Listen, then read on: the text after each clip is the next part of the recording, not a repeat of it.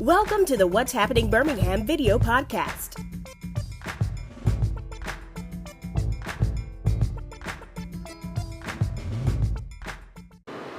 Hello everyone, this is Sean Scott with What's Happening Birmingham. Today I have the honor and pleasure. I am here today with Angela Abdur-Rasheed. She's over community engagement here at Prosper. First thing I want to say, this is a nice office. Well, thank you. We're glad to have you here. Yes, I love the sunshine, and it's a nice weather day here in April. If anybody has been following the weather at the tape in this podcast, we've had some interesting Alabama weather, like we always have. Well, I want to bring Angela on today to kind of talk about all the great things that Prosper is doing, and they're actually coming up on a third birthday celebration. Yes, so our third Prosperversary is what we call it, is actually June 13th. Okay. Yeah. So for anybody who's never heard of Prosper and some of the things you all do, can I tell the audience real quick? Get a quick little bio about yourself. Oh, well, thank you. I'm Angela Abdur-Rasheed. Thank you so much for having me.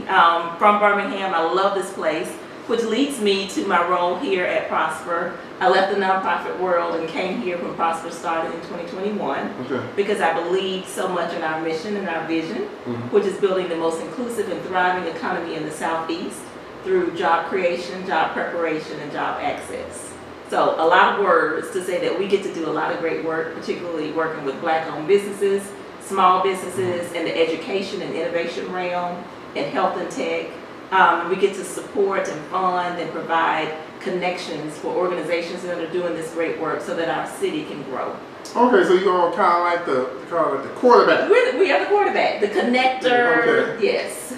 Okay, so kind of going back to you said about the job, your focus areas. Kind of talk to me about that. Yeah. So again, our mission is not to run programs. So there are some great organizations in Birmingham that do amazing work. We're here to support them. So our role is to bring in national funding, to convene and to provide strategy and resources and support around the areas that were determined that if Birmingham does not improve in these particular areas, our city is never going to improve and will never be the city that it's meant to be. And so we get to do a lot of work with organizations like Birmingham Promise, Accelerator, which is a health tech company out of Wisconsin that hosts the health tech Accelerator here.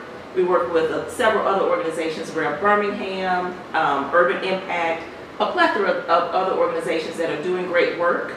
But we get to help provide strategy and money and funding and resources and connections so more work can be done. Okay. And you all actually did a study about 2 years ago. It's called Operation Backing Black Business O-Triple-B is what we call it. O-Triple-B, yeah. So O-Triple-B probably was one of the most innovative things I think we've done so far. We decided to set aside time and money to really assess the Black business community to see how things were. We were not shocked with what was found. There are not enough resources. There are not enough of us as Black entrepreneurs in our city and not enough support. And so from that 91-page report, there were some recommendations. And out of those recommendations, we decided to invest more funding in some of the organizations that are working with them. We held workshops that hosted over 500 entrepreneurs throughout that cycle to give them access to service providers, capital, where to go. If you want to get a business license, if you want to get marketing or branding, if you want to know how to get accounting and support, sometimes you don't know where to go. So we decided to use that report to help us know how to better help business owners and how to grow more Black businesses here in Birmingham. And I speaking personally, I feel like some of the biggest challenges people always say access to capital, but it's just like access to information. It's capital. It's both. Yeah. If you give me money, Jarvis, and I don't know what to do with it, if I don't have an adequate accounting system, if my financials aren't together, if I don't have branding and marketing, if I don't have human resources, you can give me $1 million, and I'm not going to give you anything back. If we have the funding and the technical assistance that we've been lacking as a community, then we grow. We really grow, and we can compete, and we can scale.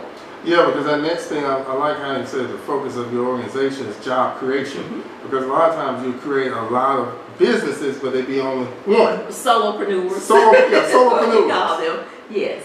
So how do we, as an economy, grow for you as an entrepreneur to have employees? That's when lives are changed. That's when generations are changed. And that's the way we started. If you look at the 4th Avenue Business District, those are family legacies. We're in now the season of, let's look at what worked well from the past. Let's not repeat what did not. But how can we grow companies to grow as a company, to hire, to employ, to have their services not just benefit Birmingham, but to be exported outside of this city into other areas. And it's a hard work, hard job, but that's what we're trying to do. Now, do you all, I know this is not the question we got. That's okay. Do you all assist in like recruiting like bigger companies or assisting the companies that I think of, like Birmingham Business Alliance? Work hand in hand with them, like if there's a company become Fortune 500 company? Yes, so they run that lane, yeah. But we come along for the ride when they ask. I personally have met with some companies when they tried to get them to relocate, and they did successfully.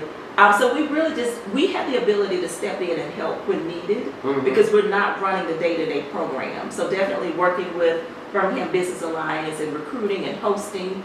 We've done some great work around the classics, Morehouse Tuskegee when that existed, and the Magic City Classic, and bringing in people that are alums of HBCU, showing them the beauty of Birmingham, showing them our community, and saying, hey, you should bring your business here. So yes, we do sort of tip into that recruiting role.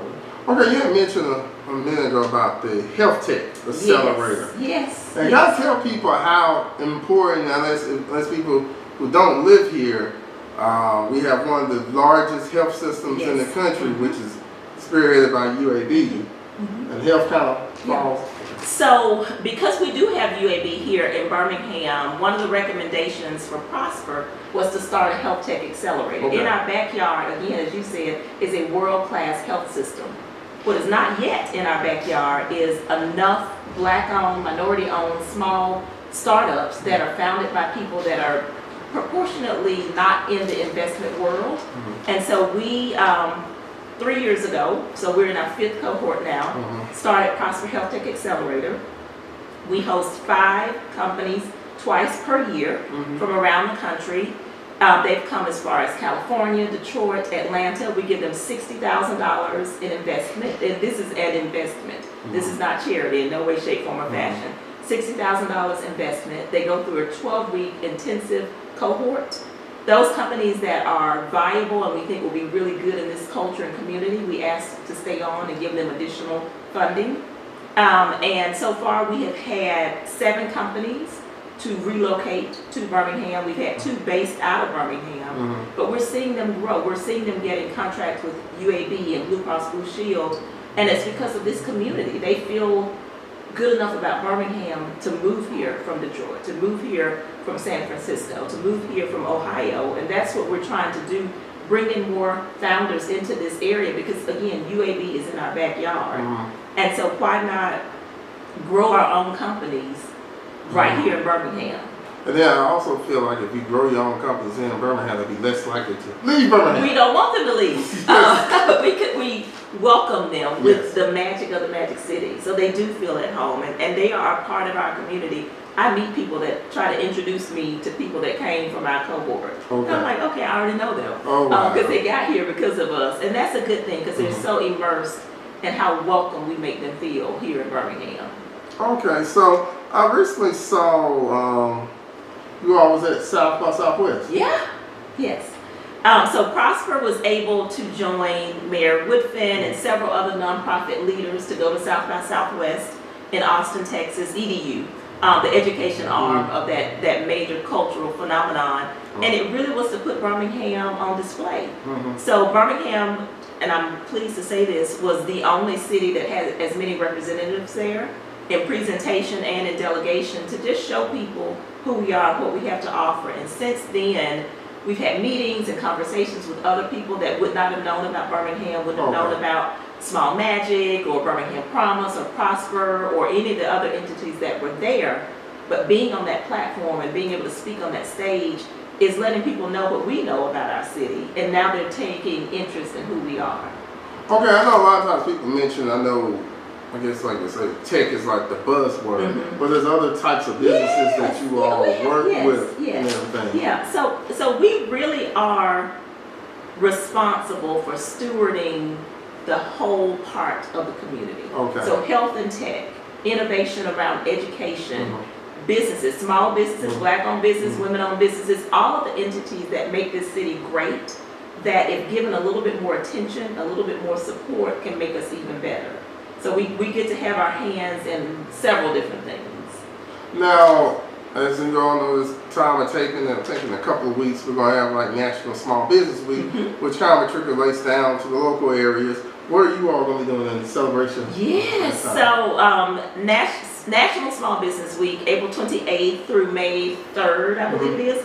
On May 1st, we are going to be participating in Network Navigator Day. Okay. And our Network Navigator is a platform that really is like a virtual one-stop shop where any person on their path of entrepreneurship can go to this website and find out information that they need to know. Okay. And Prosper funds that effort. So we're going to have a day at the old Greyhound bus station, May 1st, 10 until 2. Service providers there, funders there, people from the community there, so a business owner can walk into this space and they can meet the people they need to meet and know the information they need to know and be with other entrepreneurs and walk out of that space with some tangible resources. Okay. And last but not least, the 3rd annual birthday of Prosper. Yeah. Jarvis. We are 3. People say I cannot believe Prosper's that old. And I'm like, ooh. Well, you made it to the terrible, like when people have kids, terrible too. The terrible too. We made it. Okay. Let me just say that. But June 13th from 4 p.m. to 7 p.m. at Events at Haven, we're going to have our annual meeting and then our birthday party. So I like to say we're going to handle business in the front and then party in the back. We're going to have an amazing panel discussion that will have some national funders. The major national funders will be there. We'll talk about what we did in 2023. We'll do some projections. We're going to announce some grant recipients. And then we're going to celebrate. So one thing I'm especially excited about with our birthday celebration, the first cohort of college graduates from Birmingham Promise graduate college this year. Oh, wow. So there have been 4 years since it started. And we're going to honor them. We're going to recognize them, have a small little ceremony, because we want them to walk out of that room connected to the CEOs, the HR people that need to hire them. Because we want them to stay in Birmingham. So after we celebrate them, then we'll eat and party and celebrate turning 3. And then we'll get back on Monday and hit the ground running. Start work again. I guess before we close, a few things, I'll give you opportunity to brag about some of your team members. Yes. You all didn't see this in the table, but JW is actually here. Yes. I got my kitchen on Friday. So who are some of the great team members? I have been blessed to work with the most amazing team. JW Carpenter is our president. Dee Manyama is our initiatives director. So anytime you hear anybody talk about the initiatives that we work with, Dee is at the helm of that. Aubrey Strange is our fundraising manager. We grabbed her right out of college from Birmingham Southern, and we don't want her, Sanford, and don't want her to go. Ari Nanero is our data specialist, and our most recent hire is Carlisha Harris, who is running our Catalyze Birmingham Challenge. We have $2.something million that we're investing in organizations that work with career-directed pathways around innovation for 11 to 22-year-olds. And so a lot of funds have been released to the community. We're going to give out some more money this summer, and Carlisha gets to go through that process, and I don't know how she does it, but she does it. Okay, if you're a business, you watch it like, how can I get some of this money, some of this grant money? How can they reach you all? So they can reach out to me, Rasheed, ARASHEED, at prosperbham.com. But you're right, we have funds for small businesses, for nonprofits, great partners that are stewarding these programs. So we just need the people to find us, and we're trying to find them as well, but reach out to us so we can make sure they're aware of everything we have available. Okay, well, thank you for coming on. I love your setup. Well, thank you. Come back anytime. I got to work out a deal with them so I can get some future interviews in here, because it's got all the lights and all the bells and whistles. You are welcome back anytime. Well, congratulations on 3 years. Thank you all for the great things you all are doing to, I like to call it, keep the lights on for a lot of businesses in the area. Because it's like I said, it's very important, but I think what makes it takes a village. It does. Especially in business. It does. To survive. So if you have a good, thriving community that's helping you out, especially in some of the things you all are doing, it's that little thing that keeps the, I like to keep saying, keeps the lights on. So thank you all for watching this podcast. Please check out what'shappenedbirmingham.com for more interviews. Don't forget to subscribe to the YouTube channel, and if you want to check out the audio version of this, but you won't see this great background, check over to Apple Podcasts. So thank you all again, and have a great day. Bye-bye. Happy 3rd Prosperversary. Yes, thank you. Yes. Thank you all. Bye-bye. Thank you for watching the What's Happening Birmingham video podcast. Please check out our website, app, or subscribe to our YouTube channel for the latest videos today.